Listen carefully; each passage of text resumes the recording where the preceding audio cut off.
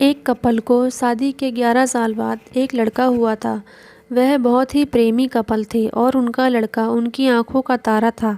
एक सुबह जब वह लड़का तकरीबन 2 साल का था, पति ने एक दवाई की बोतल खुली देखी। उसे काम पर जाने के लिए देरी हो रही थी, इसलिए उसने अपनी पत्नी से उस बोतल को ढक्कन लगाने और अलमारी में रखने को कहा। लड़के की मम्मी रसोई में तल्लीन थी, तो यह बात वह पूरी तरह से भूल गई थी। लड़के ने बोतल देखी और खेलने के इरादे से उस बोतल की ओर गया।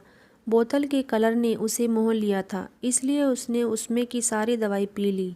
उस दवाई के छोटे बच्चों को छोटी सी मात्रा भी जहरीली हो सकती थी। जब वह लड़का नीचे गिरा, तब उसकी मम्मी उसे जल्दी से जल्द दवाखाने ले गई, जहां उसकी मौत हो गई। उसकी मम्मी पूरी तरह से हैरान हो गई थी। वह भयभीत हो गई थी कि कैसे वो अब अपने पति का सामना करेगी। जब लड़के के परेशान पिता दवाखाने में आए तो उन्होंने अपने बेटे का मृत पाया और वह पत्नी को देखते हुए सिर्फ 4 शब्द कहे। को क्या लगता है कि कौन से होंगे वो 4 शब्द? पति ने सिर्फ इतना ही कहा, आई लव यू डार्लिंग। उसके पति का अनपेक्षित व्यवहार और आश्चर्यचकित करने वाला था। वह उसका लड़का मर चुका था, वह उसे कभी वापस नहीं ला सकता था और वो उसकी पत्नी में भी कोई कसूर नहीं ढूंढ सकता था। इसके अलावा आगे उसने खुद ने वह बोतल उठा के बाजू में रख दी होती तो वह आज उसके साथ यह सब ना होता। वो किसी पर भी आरोप नहीं लगा सकता था। उसकी पत्नी ने भी उनका इकलौता बेटा खो दिया था। उस समय उसे सिर्फ सहानुभूति और दिलासा चाहिए था, और यही उसके पति ने उस समय उसे दिया। कभी कभी हम इसी में समय व्यर्थ कर देते हैं कि परिस्थिति के लिए कौन जिम्मेदार है या कौन आरोपी है।